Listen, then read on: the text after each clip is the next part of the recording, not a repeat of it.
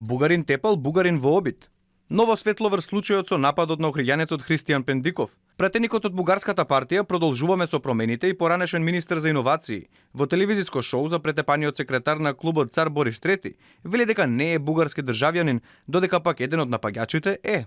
Господинът, който беше атакуван в Македония, не е български гражданин.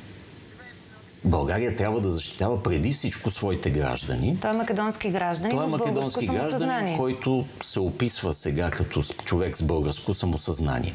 Единият от тези, които са го атакували за сметка на това, е български гражданин. Задава се въпроса защо не говорим за него, защо той има българско гражданство. Лорер вели дека овие факти се кријат од јавноста. Сметаот и македонските власти избрзале и побара да се остави простор на македонските институции да утврдат дали станува збор за омраза или не. По неговото интервју зовреа социјалните мрежи во Бугарија. Многумина го етикетираат, велејќи дека тој бил евреин и затоа работел против интересите на Бугарија. За неговите изјави се огласија и од тамошната партија СДС, коалицискиот партнер на Бојко Борисов, откаде велат дека зборовите на Лорер биле силна шлаканица за бугарите во Македонија. Се добива чувство дека за него нашите односи со Македонија се апстрактни институционални, како луѓето со бугарска самосвест живеат и се справуваат со омразата против нив, очигледно не е во парадигмата на поранешниот министер за иновации.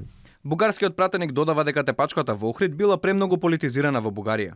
Тој смета дека тензиите мора да се намалат за да се остави простор да работи дипломатијата. Според сега веќе повлечениот бугарски амбасадор во Скопје Ангел Ангелов, охријанецот Пендиков аплицирал за бугарски пасош пред нешто помалку од 2 месеци. Забележително е дека тоа се случило токму во истиот месец кога кај него полицијата пронашла дрога.